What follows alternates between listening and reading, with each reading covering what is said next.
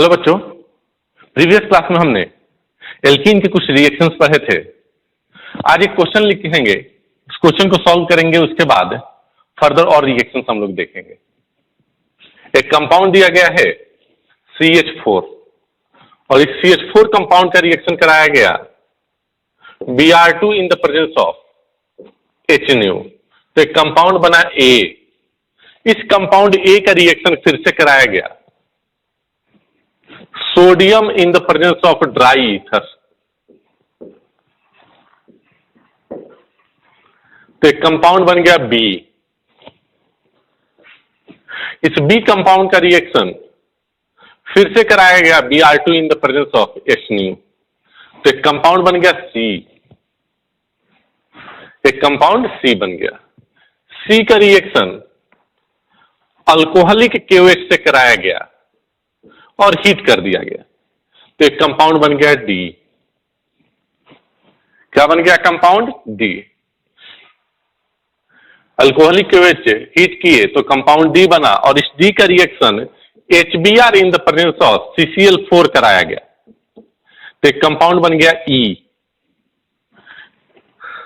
इस E का reaction आपने फिर से सोडियम ड्राई ईथर से करा दिया।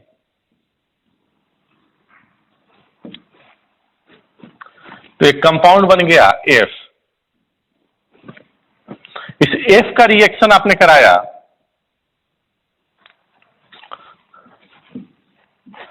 Br2 in the presence of HNO। तो एक कंपाउंड बन गया G। इस G का रिएक्शन आप कराते हो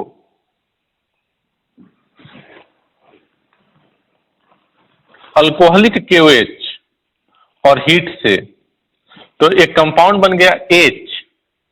जबकि इसी G का रिएक्शन आप टर्शियरी ब्यूटॉक्साइड आयन के साथ हीट करते हो CH3C CH3O-। कुछ याद आ रहा है ना? बल्कि बेस। और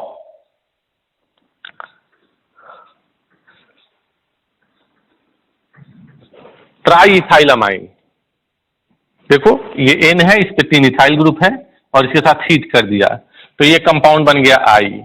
आपको बताना है कि कंपाउंड A से लेके I तक क्या है। मतलब A कंपाउंड क्या है, B कंपाउंड क्या है, C कंपाउंड क्या है, D क्या है, E क्या है, F क्या है, G, H और I क्या है। ये ट्राईइथाइलामाइन, इसका यूज मैं आपको बता दूं कि जो टर्शियरी ब्यूटॉक्साइड आयन बल्कि बेस है, तो ये भी एक बेस है। इनके पास लोन पेयर है, ये एक बेस है और ये बेस जो है बल्कि है, टर्शियरी मतलब 3 डिग्री अमाइन है, इसलिए ये भी बल्कि बेस है। तो जो काम इसका होगा वही काम इसका होगा। तो पहले एक बार आप क्वेश्चन नोट करें। क्वेश्चन नोट करने के बाद इसे सॉल्व करने की कोशिश करें। ए से लेके आई तक आप देखेंगे कि क्या बनेगा, उसके बाद मैं बताता हूं। तो आप इसे नोट करें।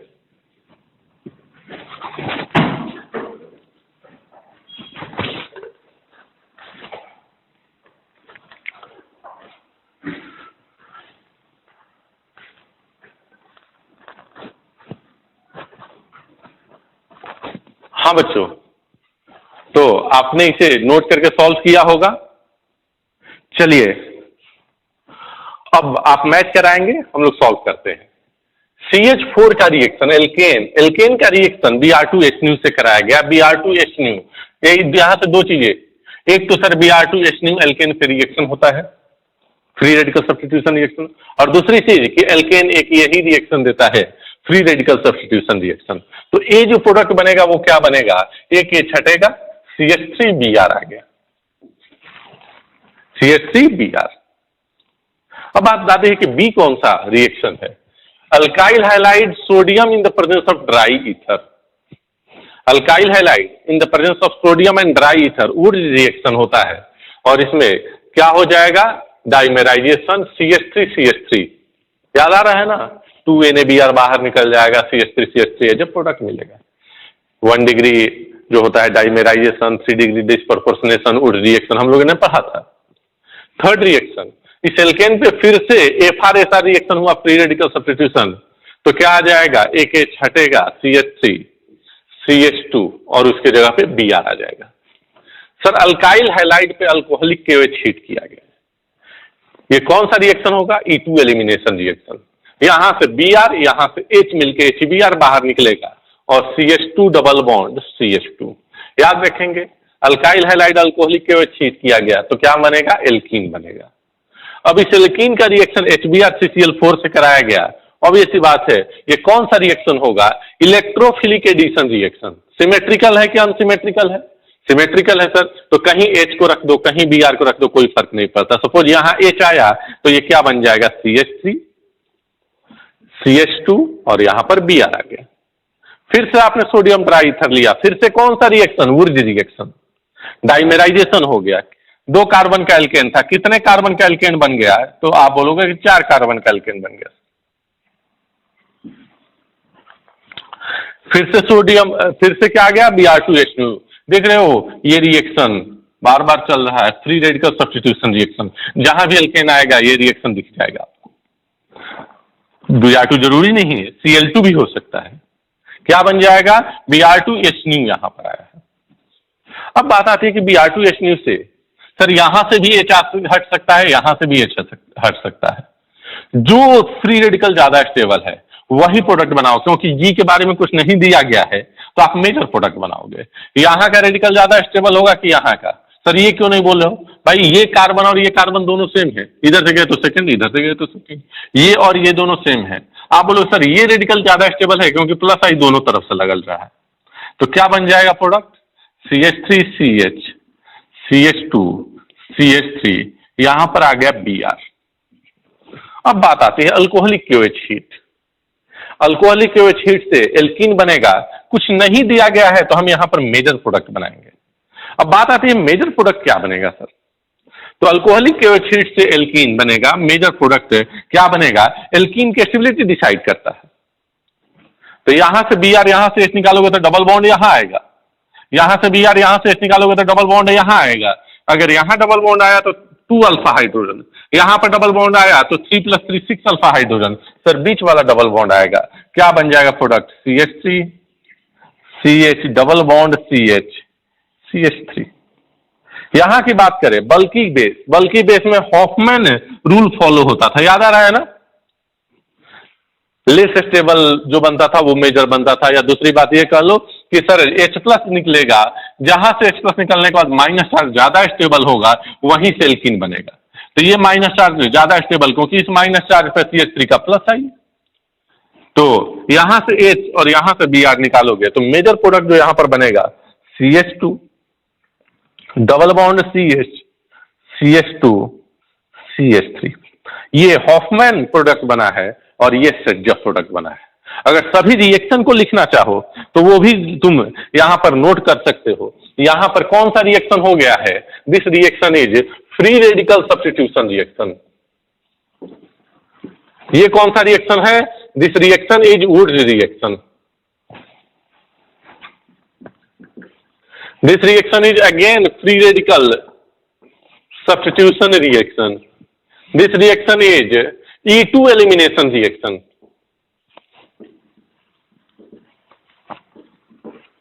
This reaction is electrophilic addition reaction.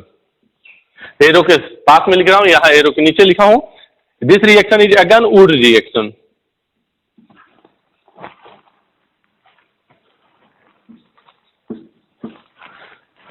This reaction is again FR-SR.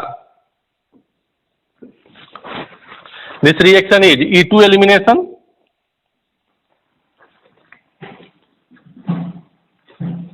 ये कौन सा प्रोडक्ट है? सेटजफ प्रोडक्ट या जेटसेफ प्रोडक्ट।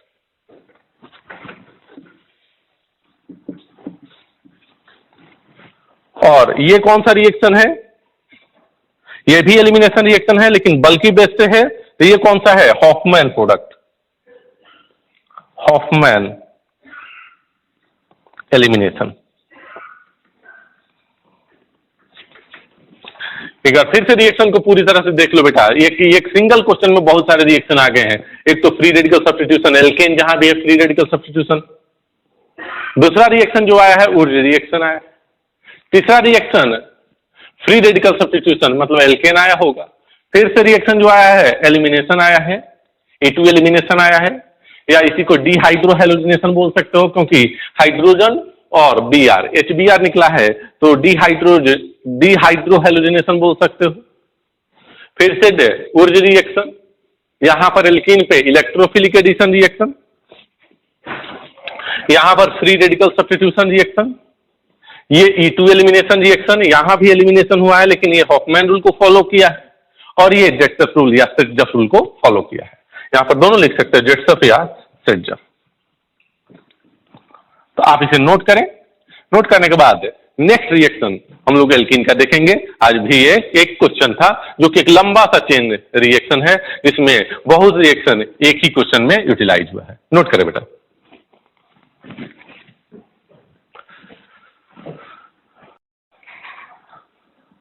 हाँ बच्चों, नेक्स्ट जो हम लोग रिएक्शन पढ़ेंगे एल्कीन पे, वो हम लोग पढ़ेंगे hydroxylation reaction.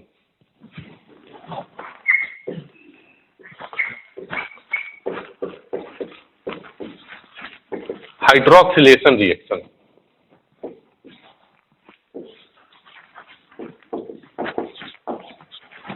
Hydroxylation reaction. Hydroxylation reaction में क्या होगा, जैसे आप एल्कीन लेंगे, CH2 डबल बॉन्ड, CH2 हमने एक एल्कीन लिया और इसका रिएक्शन हम लोग कराएंगे, है ना, रिएजेंट से। अब रिएजेंट क्या लेंगे आपको बता रहा हूं मैं। हाइड्रोक्सिलेशन के लिए जो रिएजेंट लेंगे क्या बन जाएगा, CH2 सिंगल बॉन्ड CH2 और दोनों में एक एक OH आ जाएंगे। यहां भी एक OH आ गया और यहां भी एक OH आ गया। तो दिस इज द हाइड्रोक्सिलेशन। इसको हम लोग ये भी बोल सकते हैं विसिनल डाइऑल फॉर्मेशन। देखो एडजेसेंट कार्बन पे 2 OH आया है, तो इसको हम लोग क्या बोल सकते हैं, विसिनल डाइऑल फॉर्मेशन।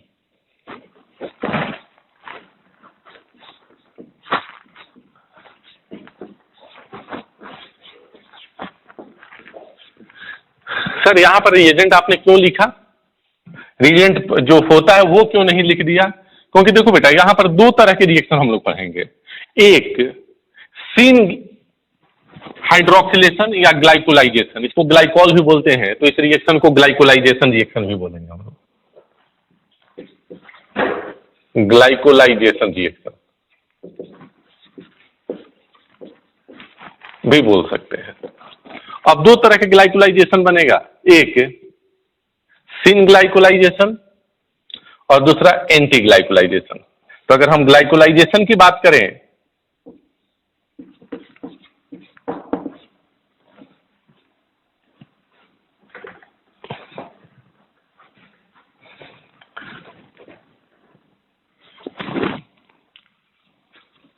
ग्लाइकोलाइजेशन की अगर हम बात करें तो 2 तरह के ग्लाइकोलाइजेशन पढ़ेंगे, एक पढ़ेंगे सिन ग्लाइकोलाइजेशन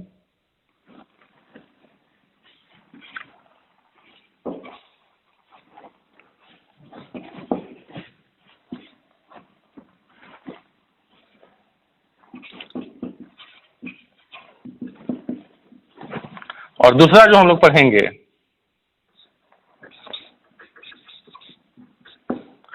एंटी ग्लाइकोलाइजेशन।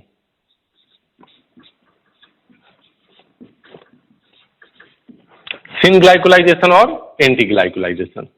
जो सिन ग्लाइकोलाइजेशन के लिए रिएजेंट ले सकते हैं वो क्या क्या रिएजेंट होगा, तो सिन ग्लाइकोलाइजेशन के लिए आप ले सकते हो 1%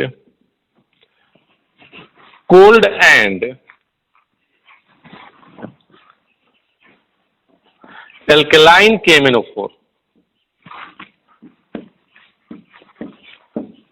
और इसी को हम लोग क्या बोलते हैं, बेयर्स रिएजेंट भी बोलते हैं।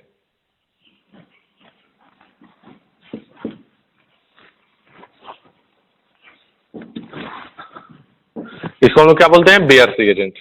या फिर क्या ले सकते हो, डाइल्यूट, या DIL जो लिखा हो दिल नहीं है, डाइल्यूट है, OS4 osmium tetroxide.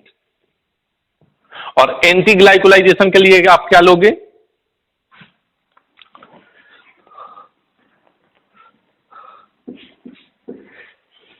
Ag2O hydrolysis, Ag2O and hydrolysis. या फिर क्या ले सकते हो,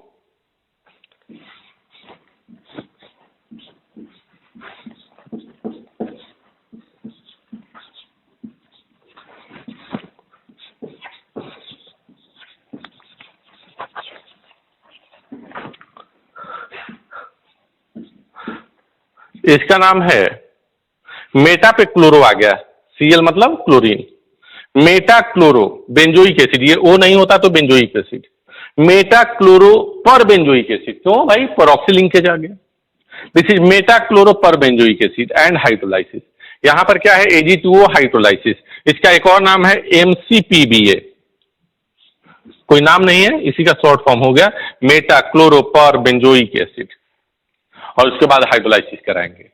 तो क्या होगा कि अगर हमने बेयर्स रिएजेंट लिया 1% कोल्ड एंड अल्कलाइन KMnO4, तो वो क्या करेगा, दोनों OH को सेम साइड सीन ग्लाइकोलाइजेशन होगा, जबकि अगर Ag2O लिया हाइड्रोलाइसिस कराया या MCPBA के साथ हाइड्रोलाइसिस कराया तो सीन नहीं, अब एंटी ग्लाइकोलाइजेशन होगा, तो एक OH ऊपर आएगा तो दूसरा OH नीचे आएगा। तो पहले तो आप इसे नोट कर लो, नोट करने के बाद हम लोग इसके बाद मैकेनिज्म देखेंगे इसका, नोट करिए।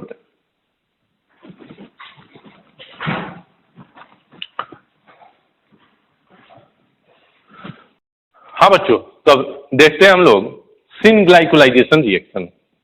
इसमें हमने क्या किया, एक एल्कीन ले लिया CH3, CH double bond CH2, और इसका रिएक्शन करा दिया। कौन सा रिएजेंट हमने बोला था, bears reagent, 1% cold and alkaline KMnO4,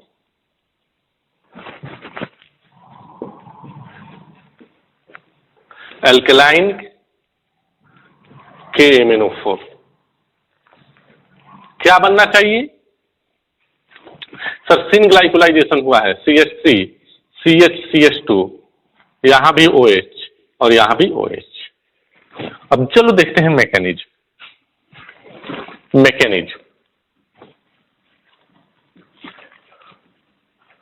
तो पहले बता दो मैकेनिज्म जरूरी नहीं है, जरूरी नहीं है, बस केवल देख लो कि इस तरह से हुआ है।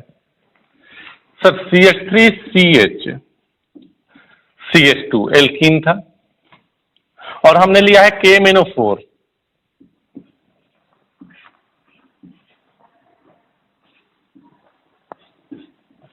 अब सुनिएगा क्या होगा,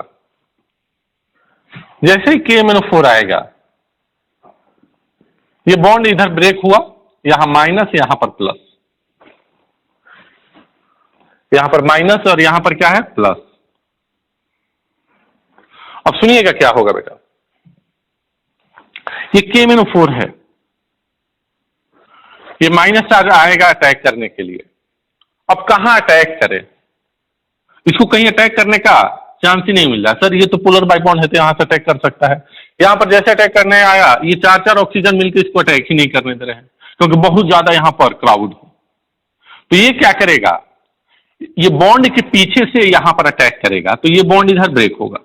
और सुनिएगा कहानी बहुत रोमांच है इसमें, ये जैसे CH3 इस बॉन्ड को इधर ब्रेक किया, ये माइनस चार्ज कहीं जाकर अटैक करना चाहता था, यहां पर अटैक ही नहीं कर पा रहा है। एक तो पहले इस माइनस चार्ज का रिपल्सन, ऊपर से 3 दिन ऑक्सीजन का रिपल्सन।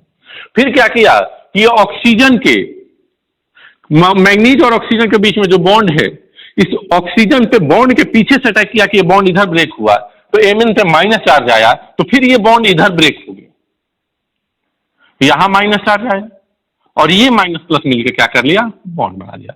ये सब काम साथ हो रहा है, इस बॉन्ड का टूटना, इस बॉन्ड का बनना, इस बॉन्ड का टूटना, इस बॉन्ड का टूटना, इस बॉन्ड का बनना। तो क्या हुआ, एक साइक्लिक ट्रांजिशन स्टेट बना। क्या ट्रांजिशन स्टेट बना होगा, CH3 CH, यहां से एक बॉन्ड टूट रहा है सर,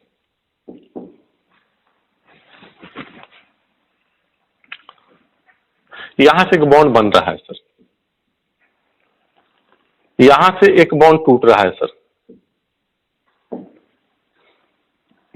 यहां से बॉन्ड टूट रहा है सर, ये बॉन्ड बन रहा है sir.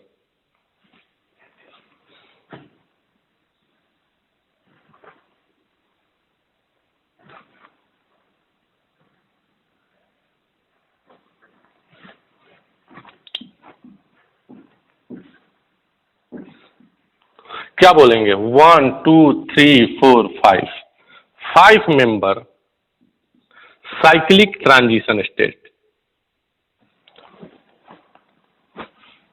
5 member cyclic transition state. अब चूंकि डाइल्यूट है तो H2O क्या करेगा? इस बॉन्ड को ब्रेक करेगा। H2O क्या करेगा? इस बॉन्ड को ब्रेक करेगा। यहां पर OH, यहां पर OH, क्या बन जाएगा? CH3CH, CH2, यहां पर OH आ गया, यहां पर OH आ गया, प्लस MnO2 बनता है। यहां पर क्या बनता है? MnO2 प्लस H2O बनता है। अब सुनिएगा, ये जो KMnO4 था, O पे माइनस K पे प्लस, इसका कलर होता है पर्पल। कैसा कलर होता है? पर्पल कलर होता है। और ये यहां से ये क्या बन जाएगा? MnO2। कैसे कलर का? रेडिश ब्राउन कलर का।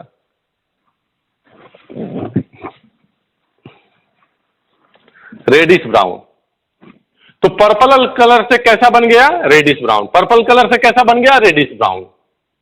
तो एक डब्बे में आपने एल्कीन लिया है और एक डब्बे में एल्केन लिया है, दोनों में किसी में लेबल नहीं लगा होगा कि कौन सा एल्कीन है, कौन सा एल्केन है, और आपको पता करना है।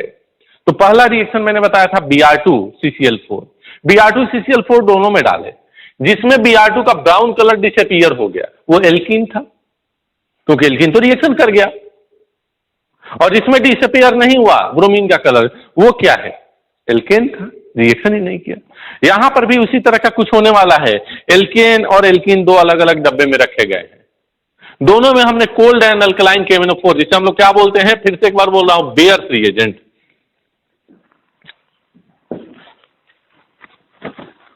तो जैसे ही बेयर्स रिएजेंट डाला, इसका कलर था पर्पल, तो जिस डब्बे में हमने डाला बेयर्स रिएजेंट और उसका कलर पर्पल से रेडिश ब्राउन हो गया, तो हम लोग क्या बोलेंगे? उसमें एल्कीन है। और जो नहीं हुआ रेडिश ब्राउन, उसमें क्या है? एल्केन है। मतलब एल्केन और एल्कीन को डिस्टिंग्विश कर रहा है, सैचुरेटेड और अनसैचुरेटेड कंपाउंड को ये डिस्टिंग्विश कर रहा है, आइडेंटिफाई कर रहा है। तो क्या बोल सकते हैं कि Baeyer's reagent is used for test of unsaturation. जैसे हमने Br2CCl4 के बारे में देखा था कि Br2CCl4 को हम लोग टेस्ट ऑफ अनसैचुरेशन के लिए यूज करते हैं, उसी तरह से बेयर्स रिएजेंट को भी टेस्ट ऑफ अनसैचुरेशन के लिए यूज करते हैं। बेयर्स रिएजेंट का काम क्या है? पाई बॉन्ड को तोड़ो और सेम साइड से दो OH लगाओ, सिन ग्लाइकोलाइजेशन करेगा। कौन सा ग्लाइकोलाइजेशन? सिन ग्लाइकोलाइजेशन।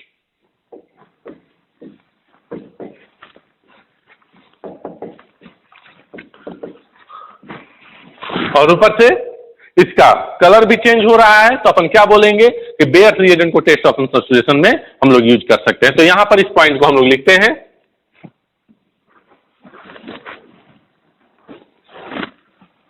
बेयर्स रिएजेंट एंड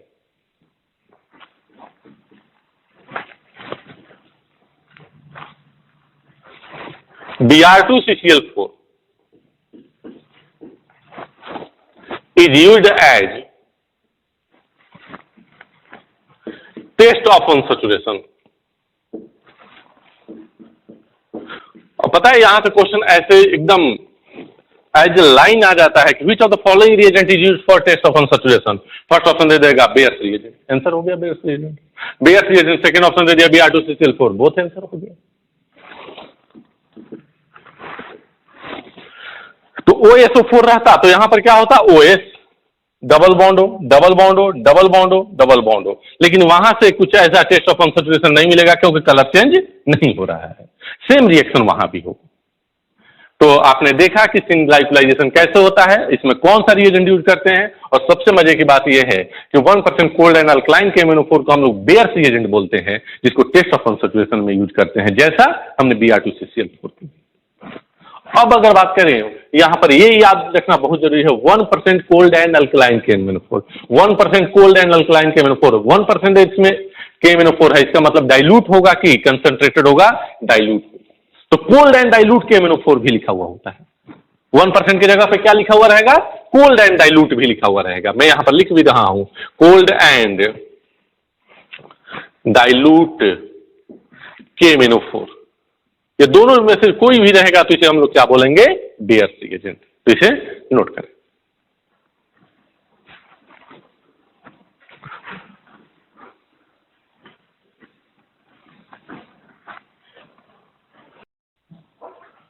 हाँ बच्चों, अब नेक्स्ट जो रिएक्शन इसमें है था सिन ग्लाइकोलाइजेशन, हमने देख लिया एंटी ग्लाइकोलाइजेशन।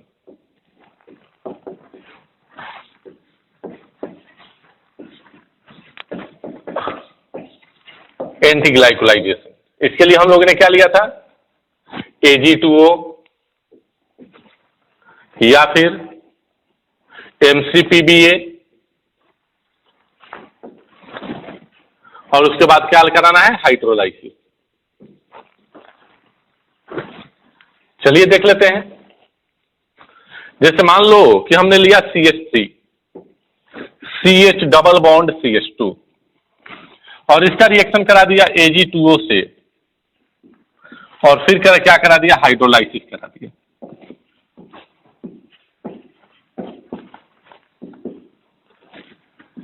तो क्या प्रोडक्ट बन जाएगा, ग्लाइकोलाइजेशन तो होगा सर, इसमें विसिनल डाइऑल बनेगा, लेकिन ये सिन नहीं एंटी एडिशन होगा। अब चलो इसका मैकेनिज्म देख लेते हैं, फिर से बोल रहा हूं मैकेनिज्म जरूरी अभी नहीं है। मैकेनिज्म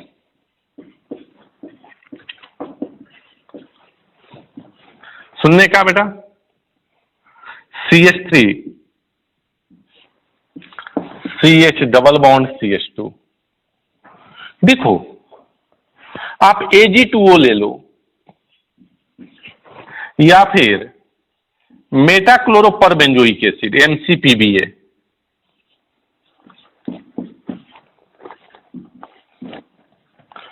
यहां पर एसिटिक एसिड भी ले सकते हो, CH3C डबल बॉन्ड OOH, ये सब ऑक्सीजन रिच कंपाउंड है।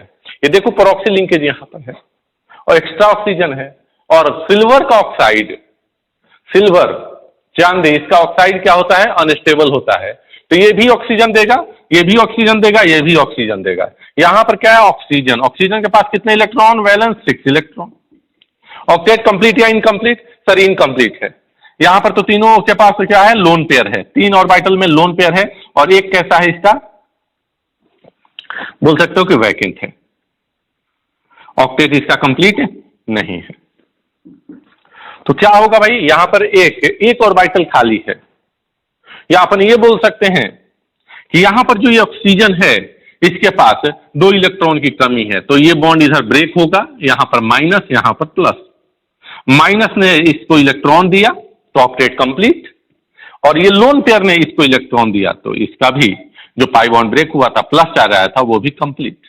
क्या बन गया, यहां पर इपॉक्साइड बन गया, CH3 CH CH2, यहां पर आ गया O, यहां पर क्या आ गया, O आ गया। ये रिएक्शन का एक पार्ट हुआ। अब हाइड्रोलाइसिस कराना है, क्या कराना है, हाइड्रोलाइसिस। अब इतने से रिएक्शन का केवल इपॉक्साइड का फॉर्मेशन जो हुआ है, इस रिएक्शन का नाम है प्रिलिस्टिव रिएक्शन।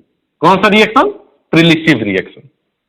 ग्लाइकोलाइजेशन, एंटी ग्लाइकोलाइजेशन का जो फर्स्ट पार्ट है, उस रिएक्शन का नाम क्या है, प्रिलिस्टिव रिएक्शन।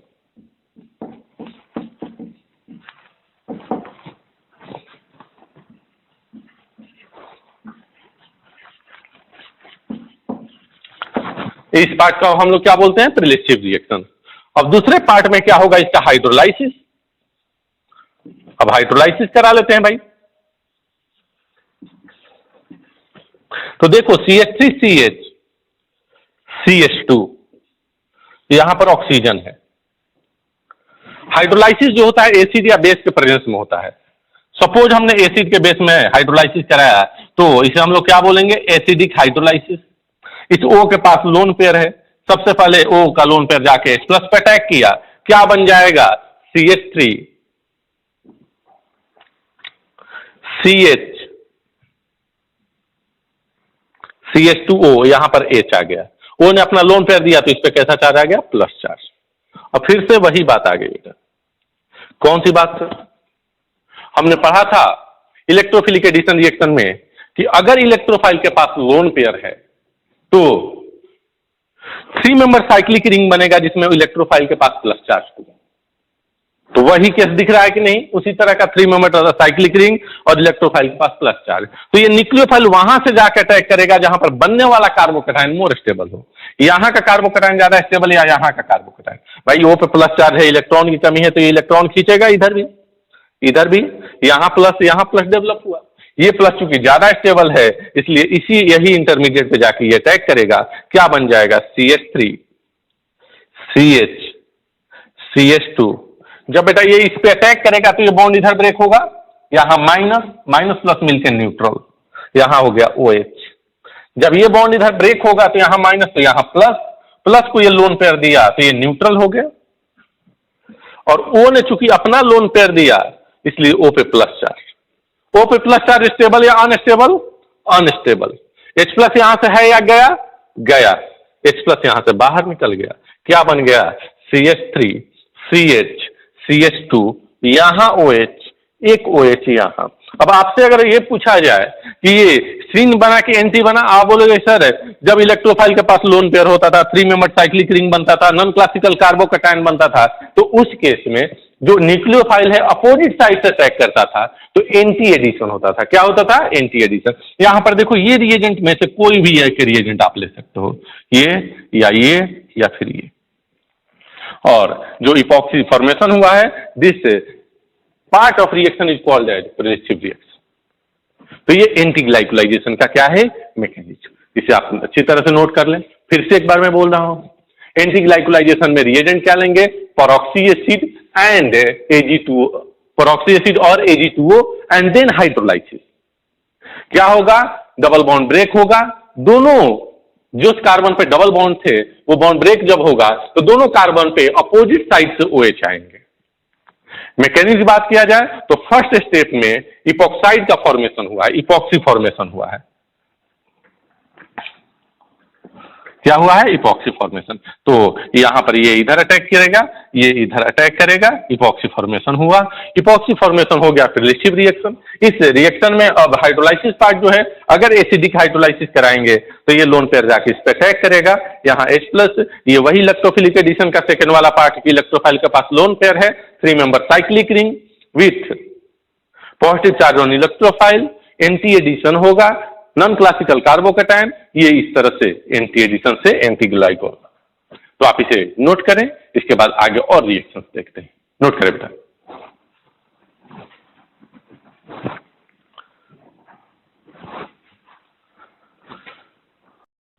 हाँ बच्चों, तो चलो एक क्वेश्चन करते हैं अब।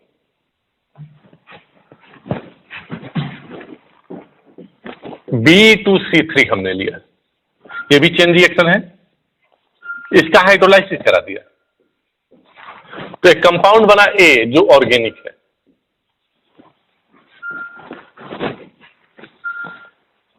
इस कंपाउंड में हमने सोडियम लिया in the presence of liquid ammonia, तो B बना, ऑर्गेनिक पार्ट है, और इस B का रिएक्शन CH3 Cl से करा दिया तो C बन गया।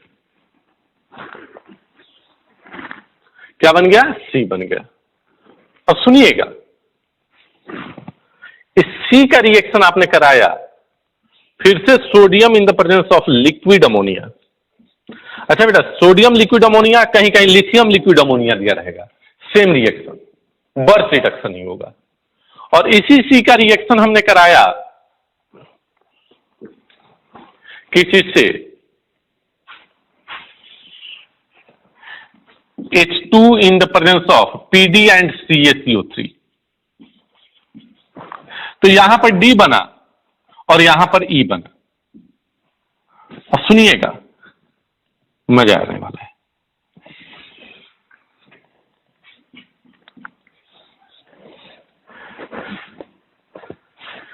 यहां पर D बना और यहां पर क्या बना है, E बना है। इस D का रिएक्शन कराया गया, इस D का रिएक्शन हमने कराया 1% कोल्ड एंड डाइल्यूट KMnO4 से।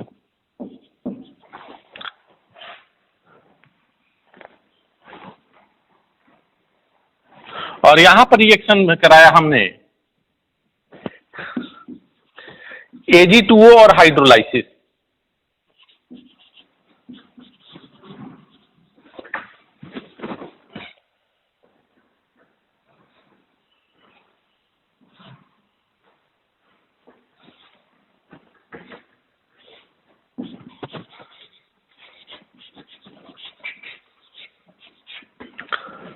तो यहां पर F बना और यहां पर G बना। पूछा गया है A से G के बारे में कि क्या क्या बना होगा। एक बार आप खुद से ट्राई करें, उसके बाद मैं बताता हूं। तो ट्राई करें बच्चों।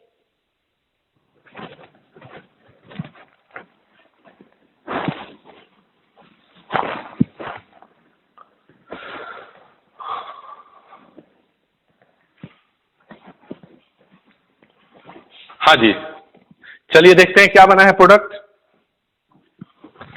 सबसे पहले B2C3 हाइड्रोलाइसिस ऑफ कार्बाइड पढ़ाया था। चलिए देखते हैं क्या बनेगा। बी पे कितना चार्ज होता है सर? +2। कितने टोटल बी है? 2, तो +4 चार्ज आया। +4 चार्ज को न्यूट्रलाइज करने के लिए 4 OH, और 4 OH को देने के लिए कितने H2O? 4 H2O। 4 H2O यहां से निकल गया तो 4 H+, वो 3 कार्बन फिर गया। तो यहां पर प्रोडक्ट मैंने पहले भी बताया था, क्या बनेगा? CH3 CH, triple bond CH। देखिए 3 कार्बन 4 हाइड्रोजन। अब बोलो सर दूसरा कोई पॉसिबिलिटी नहीं है क्या? बेटा प्रैक्टिकली देखा गया कि यही बनता है, मैं पहले ही बता चुका हूं इस रिएक्शन को।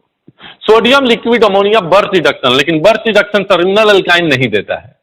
यहां पर क्या होगा? यहां से H निकल जाएगा, एक्टिव हाइड्रोजन है, और H+ जैसे ही निकलेगा CH3C ट्रिपल बॉन्ड, इस पर माइनस चार्ज आ जाएगा। कौन सा चार्ज आएगा? Minus charge.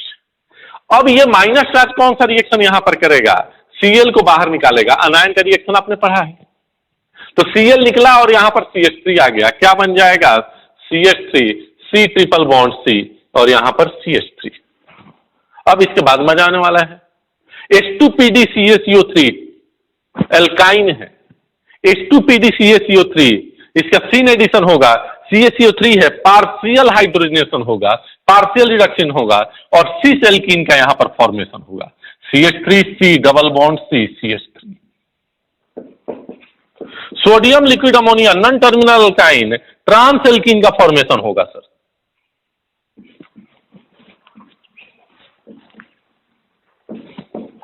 अब भाई आओ, ये सिस एल्कीन है और ये क्या बना है? Trans alkene.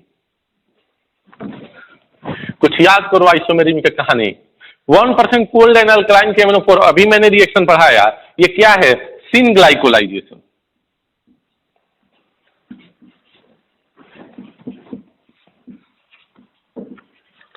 और Ag2O हाइड्रोलाइसिस, ये क्या है? एंटी ग्लाइकोलाइजेशन।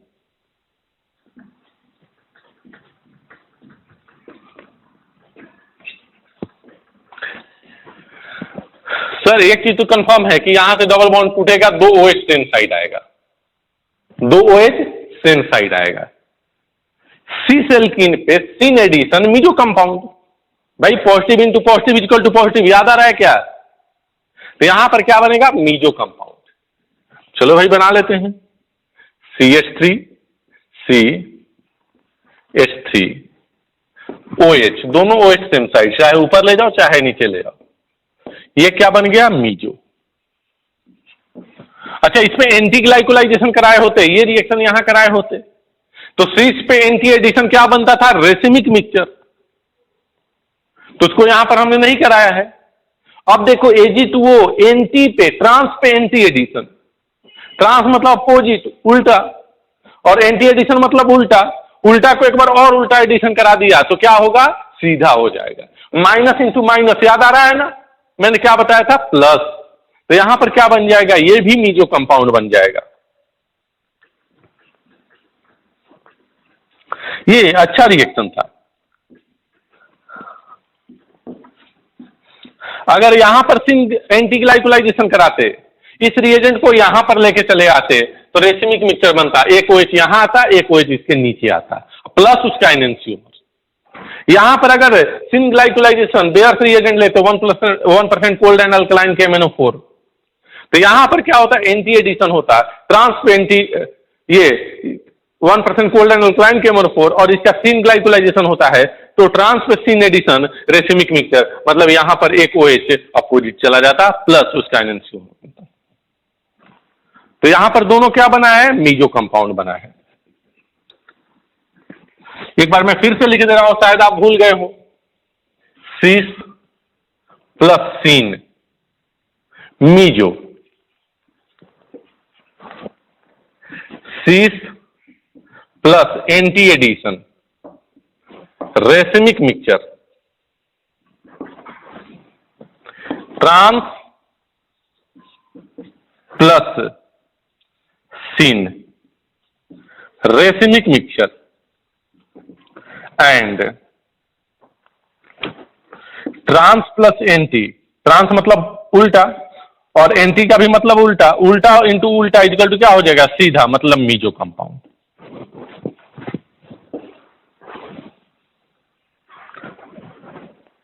दूसरा तरीका मैंने कैसे समझाया था मैथमेटिक्स से, सिस इज इक्वल टू पॉजिटिव, क्यों भाई, दोनों सेम साइड है, सीधा है,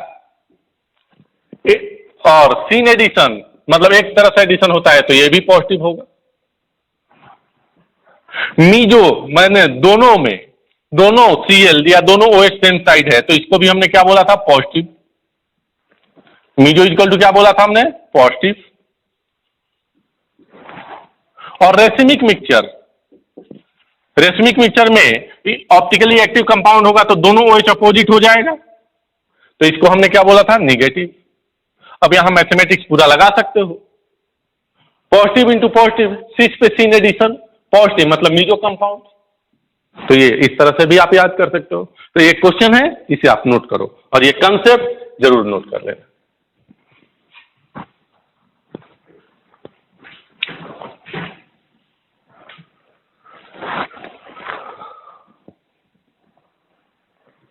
हाँ बच्चों, अब नेक्स्ट रिएक्शन हम लोग पढ़ेंगे हाइड्रोफॉर्माइलेशन रिएक्शन।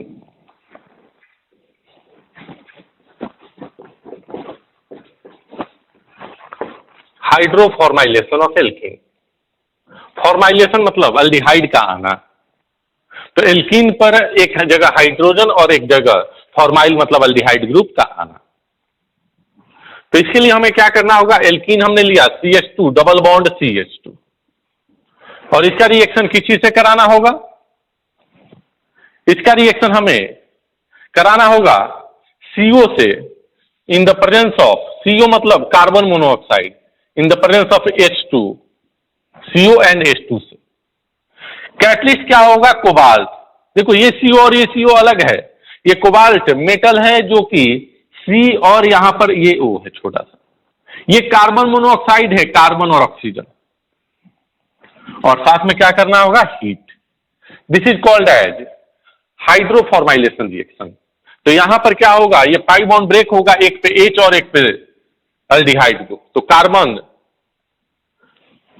यहां पर C डबल बॉन्ड OH आ गया और यहां पर H आ गया, तो CH3 से कर दो। अगर आप अनसिमेट्रिकल एल्कीन लेंगे तो दोनों प्रोडक्ट बनेगा।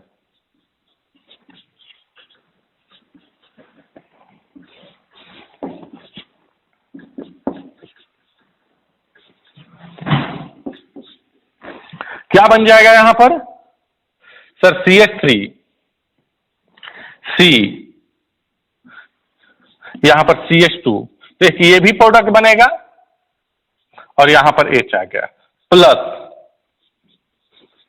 CH3 CH CH2, यहां पर H आ गया और यहां पर अल्डिहाइड ग्रुप आ गया, तो एक ये भी प्रोडक्ट बन जाएगा। तो हाइड्रोफॉर्माइलेशन में एल्कीन का रिएक्शन COH2 से कराते हुए in the presence of cobalt, catalyst and heat, तो अल्डिहाइड का फॉर्मेशन होता है एक कार्बन इंक्रीज करके। देखो एक कार्बन इंक्रीज हुआ है, यहां 2 कार्बन तो यहां 3 कार्बन, यहां 3 कार्बन तो यहां 4 carbon. This is called as hydroformylation.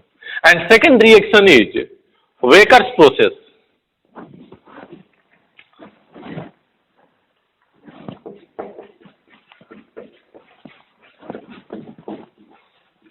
इसमें भी क्या होता है, अल्डिहाइड का फॉर्मेशन होता है। जैसे आपने एल्कीन लिया, कार्बन अल्डिहाइड कीटोन का फॉर्मेशन होता है, आपने एल्कीन लिया और इस एल्कीन का रिएक्शन आप कराते हो H2O2 से in the presence of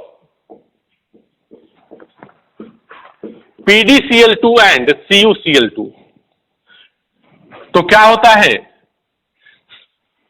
corresponding यहां पर कार्बोनिल कंपाउंड का फॉर्मेशन हो जाएगा।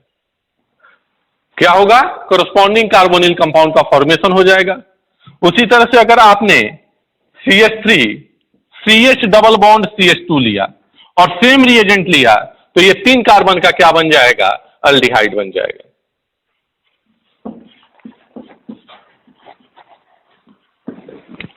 तो ये वाकर्स प्रोसेस है और ये हाइड्रोफॉर्माइलेशन है। ये दोनों रिएक्शन को आप अभी नोट कर लें, इसके बाद नेक्स्ट रिएक्शन को हम लोग देखते हैं। नोट करें बेटा।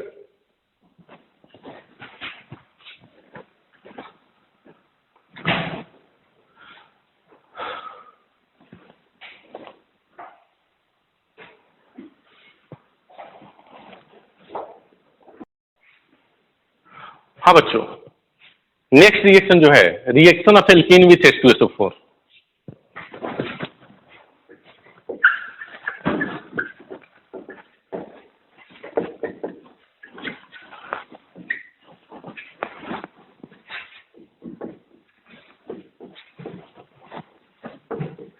एल्कीन का रिएक्शन H2SO4 के साथ, सबसे पहले विथ कंसंट्रेटेड H2SO4,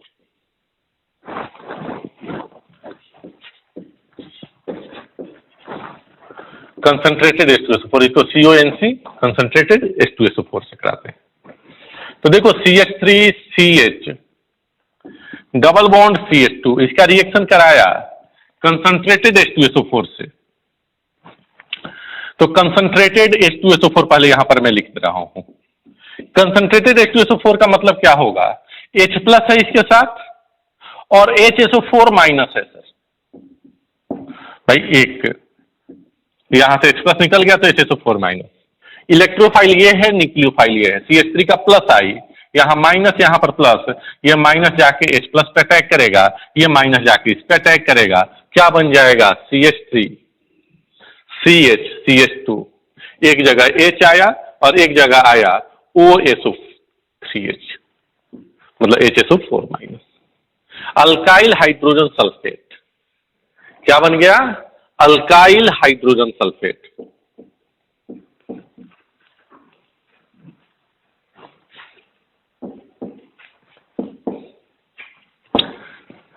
दूसरा reaction with dilute H2SO4।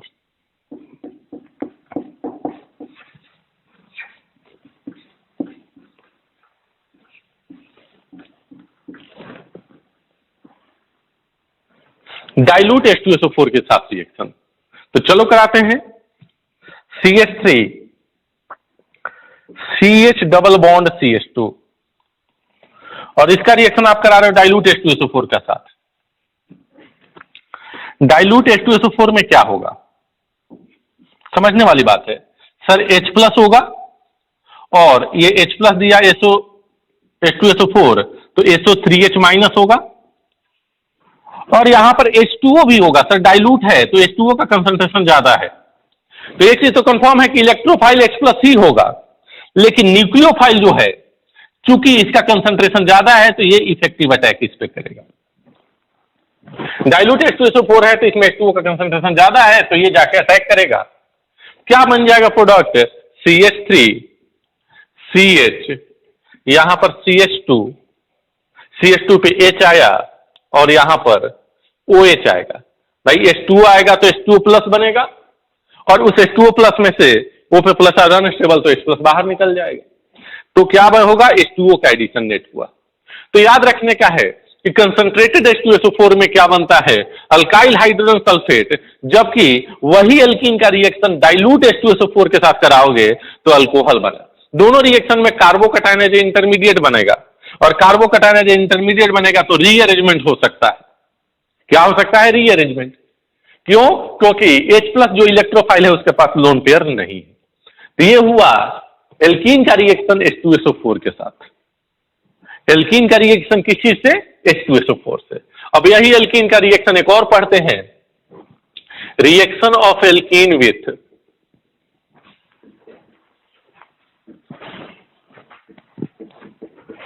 HCN, hydrogen cyanide.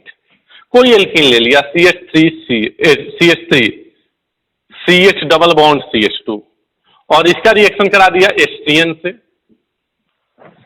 H पे प्लस CN माइनस।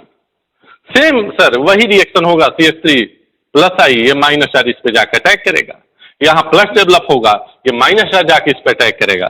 क्या बन जाएगा? CH3CH, यहां पर CH2 के साथ H आएगा तो CH3 बन गया, और यहां पर क्या आ गया? CN आ गया। कार्बोकैटायन बन रहा है तो रीअरेंजमेंट होगा।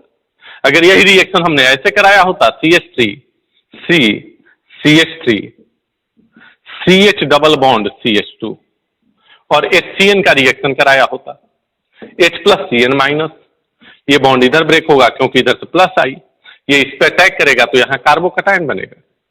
क्या बना होगा? CH3 यहां पर CH प्लस चार्ज CH3, यहां पर तो एक H होगा ही। अब इस पे हो जाएगा 1,2 हाइड्राइड शिफ्टिंग। क्यों भाई? अभी 2 डिग्री कार्बोकैटायन है, यहां से यहां जाएगा, अल्फा एच बढ़ेगा तो स्टेबिलिटी बढ़ रही होगी। क्या बनेगा? CH3C, यहां पर CH3 आया, यहां पर CH2 CH3, क्योंकि एक H यहां से यहां चलाया, ये कार्बोकैटायन रीअरेंजमेंट के बाद बना। अब इस पे CN माइनस का अटैक होगा, क्या बन जाएगा प्रोडक्ट भाई? तो प्रोडक्ट बन जाएगा CH3 CH3 CH2 CH3, और यहां पर आ जाएगा CN, तो रीअरेंजमेंट होगा। ये एग्जांपल नंबर 1 है, ये एग्जांपल नंबर 2 है, आप इसे नोट कर लें। Reaction of alkene with concentrated H2SO4 alkyl hydrogen sulphate बना। Reaction of alkene with dilute H2SO4 alcohol बना। Markovnikov rule, carbocation rearrangement, ring expansion, alkene के साथ रिएक्शन तो साइनाइड। नोट करें बेटा।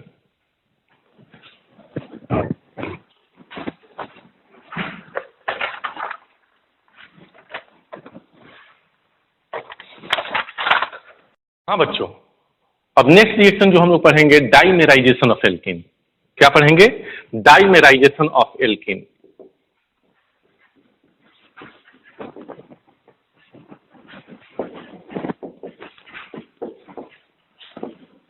एल्कीन का डाइमेराइजेशन होना, एल्कीन का डाइमेराइजेशन होके ऐसा नहीं है कि अल्का डाइईन बन जाएगा, एल्कीन ही बनेगा लेकिन नंबर ऑफ कार्बन डबल हो जाएंगे।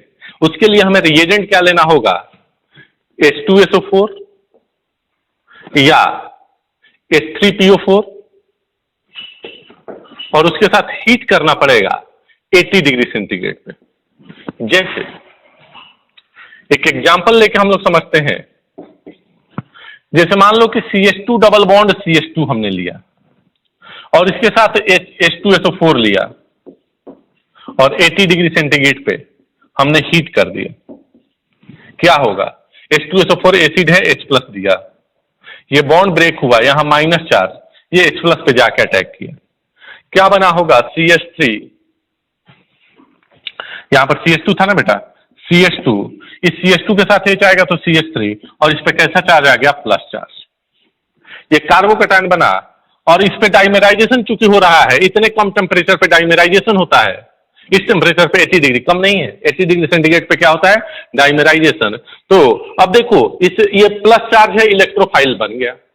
इस पे दूसरा एल्कीन एक न्यूक्लियोफाइल है, ये जाके अटैक करेगा इस पे। क्या बन जाएगा? यहां से लिखना शुरू कर रहा हूं, CH3, फिर ये CH2, यहां पर प्लस चार्ज था, इसमें माइनस आया, मिलके बॉन्ड बन गया CH2, और ये क्या आ गया? CH2 पे प्लस चार्ज, ये बॉन्ड इधर ब्रेक हुआ। ठीक है। अब डाइमेराइजेशन चूंकि हो रहा है, यहां पर देखो कितने अल्फा हाइड्रोजन है? 2, तो क्या होगा? 1,2 हाइड्राइड शिफ्ट, 1,2 हाइड्राइड शिफ्ट, तो ये प्लस चार्ज यहां से यहां चलाएगा। अभी 2 अल्फा हाइड्रोजन है और जब शिफ्टिंग होगा तो क्या बन जाएगा, CH3 CH2 CH पे प्लस चार्ज और यहां पर क्या आ जाएगा, CH3। चूंकि आपने हीट किया है, क्या किया है, हीट किया है, तो देखो E1 एलिमिनेशन रिएक्शन जैसा हो गया, कार्बोकैटायन बना है, हीट करोगे तो H प्लस निकलेगा। अब ये H प्लस यहां से भी निकल सकता है, H प्लस यहां से भी निकल सकता है, ये निकलेगा तो डबल बॉन्ड यहां, ये निकलेगा तो डबल बॉन्ड यहां, यहां डबल बॉन्ड आएगा तो अल्फा हाइड्रोजन 6 हो जाएगा, मेजर प्रोडक्ट बनेगा। और यहां से H प्लस अगर निकलेगा तो अल्फा हाइड्रोजन 2 हो जाएगा जो कि माइनर प्रोडक्ट बनेगा। तो आप चाहो तो दोनों प्रोडक्ट बना लो, मेजर भी और माइनर भी। क्या बन जाएगा, CH3 CH double bond CH CH3, this is major product, plus CH3 CH2 CH double bond CH2, this is minor product. फिर से देखो क्या हुआ है, एल्कीन का रिएक्शन आप किस चीज से कराए हो, H2SO4 या H3PO4 से 80 डिग्री सेंटीग्रेड पे, तो होगा क्या, डाइमेराइजेशन। कैसे डाइमेराइजेशन होगा, अगर आपने ये रिएक्शन कराया है तो सबसे पहले एसिड है तो H प्लस दिया, यहां पर एल्कीन ब्रेक होगा H प्लस के प्रेजेंस में, यहां माइनस, यहां पर प्लस, यहां पर प्लस चार्ज आके अटैक किया तो कार्बोकैटायन बना। इस कार्बोकैटायन पे दूसरा एल्कीन का मॉलिक्यूल, क्योंकि 80% पे डाइमेराइजेशन ही होता है, तो ये माइनस प्लस मिलके बॉन्ड, ये कार्बोकैटायन इंटरमीडिएट। अब ये कार्बोकैटायन का रीअरेंजमेंट हो गया, ये बन गया, शिफ्ट होने के बाद ये कार्बोकैटायन बना, हीट करेंगे तो फिर से H प्लस का एलिमिनेशन हो जाएगा। तो H प्लस जब एलिमिनेट हुआ तो यहां से भी हो सकता है, यहां से भी हो सकता है, this is major and this is minor product. आप देखो दो एल्कीन लिए थे, CH2 मतलब C2H4 एंड C2H4 C4H बनना चाहिए, 1 2 3 4 कार्बन, 3 and 3 6, 1 and 1 2 8 हाइड्रोजन। तो ये डाइमेराइजेशन ऑफ एल्कीन है, इसे नोट करें।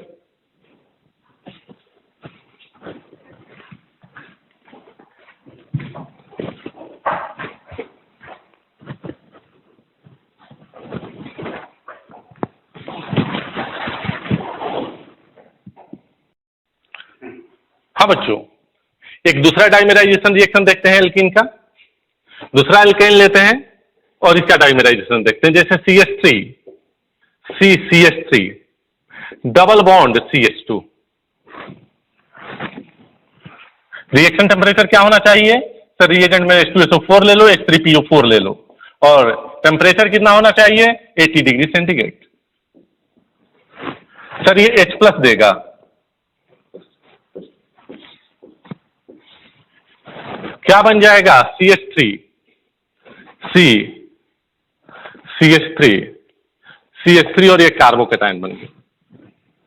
भाई कोई रीअरेंजमेंट होगा यहां क्या, तो आप बोलोगे कि नहीं होगा सर। इस पे कौन अटैक करेगा, दूसरा एल्कीन का molecule, CH2 double bond CH3 दोनों का प्लस आई लगा, ये बॉन्ड इधर ब्रेक हुआ, ये जाके इस पे अटैक कर गया। क्या बना होगा, इस C पे सर 3 CH3 लगे हैं, चलो भाई लगा दिया, और ये C आके इस पे अटैक किया है सर, चलो लगा दिया। इस C के साथ 2 हाइड्रोजन है, वो भी कर दिया, और इससे एक कार्बन अटैच्ड है जिसपे 2 CH3 है, चलो भाई तुम्हारा ये भी काम मैंने मान लिया।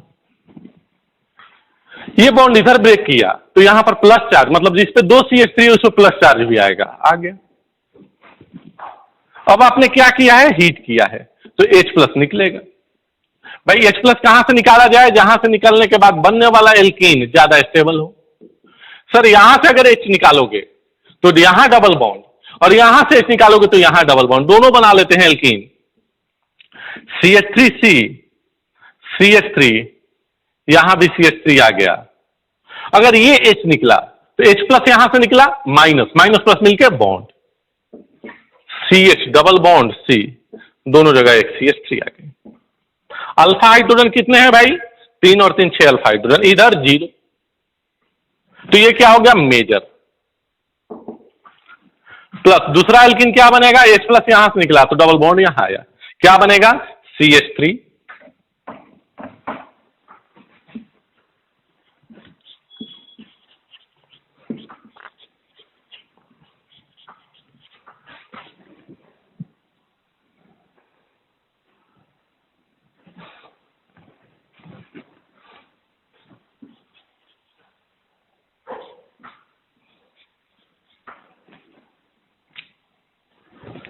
यहां डबल बॉन्ड आएगा, ये बन गया। इसके पास अल्फा हाइड्रोजन, तो इसके पास अल्फा हाइड्रोजन कितने, 3 + 2 5 अल्फा हाइड्रोजन। तो यहां से कितने अल्फा हाइड्रोजन, 5। यहां डबल बॉन्ड बना तो 6। This is major and this is minor product. ये क्या है, मेजर, और ये क्या है, माइनर प्रोडक्ट।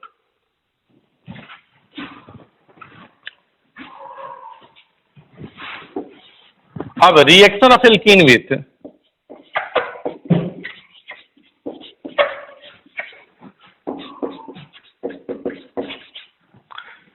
CHCl3 क्लोरोफॉर्म के साथ रिएक्शन। ये एल्कीन है और इसका रिएक्शन करा रहे हो क्लोरोफॉर्म के साथ CHCl3। तो क्लोरोफॉर्म का H जो होता है एसिडिक होता है। मैंने बताया भी था कि CCl3 माइनस मोर स्टेबल होता है। वाई? क्योंकि Cl का माइनस चार्ज क्या करने लगता है, बैक बॉन्डिंग। तो ये माइनस चार्ज बहुत स्टेबलाइज हुआ। ये माइनस कब बनेगा, जब H+ निकलेगा। H+ निकलने से जो माइनस चार्ज बनता है उसे क्या बोलते हैं, कंजुगेट बेस। तो CHCl3 का कंजुगेट बेस Cl-3 बहुत ज्यादा स्टेबल है, इसलिए कैसे ब्रेक होगा, H+ और CCl3-। इलेक्ट्रोफाइल ये है, रिएक्शन कराओ, यहां माइनस यहां पर प्लस। ये H+ इस पे अटैक किया तो CCl3- इस पे अटैक करेगा, क्या प्रोडक्ट बन जाएगा, CH3 CH CH2 के साथ यहां पर H आ गया बेटा, और ये प्लस पे कौन आ गया, CCl3। फिर से देखो, यहां प्लस यहां माइनस, कोई रीअरेंजमेंट नहीं, यहां पर H आएगा क्योंकि CHCl3 कैसे ब्रेक होता है, H+ और CCl3- में। तो यहां H आया, कोई रीअरेंजमेंट नहीं, 6 अल्फा हाइड्रोजन, अब इस पे CCl3- का अटैक हो गया, तो ये कंपाउंड बन गया, यहां पर CCl3 आ गया। तो दिस इज अ प्रोडक्ट। तो आप चाहें तो इसे नोट कर ले, इसे नोट कर लेंगे। और बेटा नेक्स्ट हम लोग मिलेंगे अगले लेक्चर में, जिसमें बहुत इंपॉर्टेंट रिएक्शन आने वाला है, ऑक्सीडेशन ऑफ एल्कीन, ओजोनोलाइसिस। तो ये सब रिएक्शन हम लोग नेक्स्ट लेक्चर में पढ़ेंगे। आप इस लेक्चर को बहुत अच्छी तरह से प्रिपेयर करिए, और ये लेक्चर और नेक्स्ट लेक्चर मिलाने के बाद एल्कीन ऑलमोस्ट क्या हो जाएगा, फिनिश हो जाएगा। उसके बाद हम लोग अलग चैप्टर, नेक्स्ट चैप्टर जो पढ़ेंगे, एल्काइन। तो आज के लिए इतना ही, मिलते हैं नेक्स्ट लेक्चर में बच्चों। Thank you.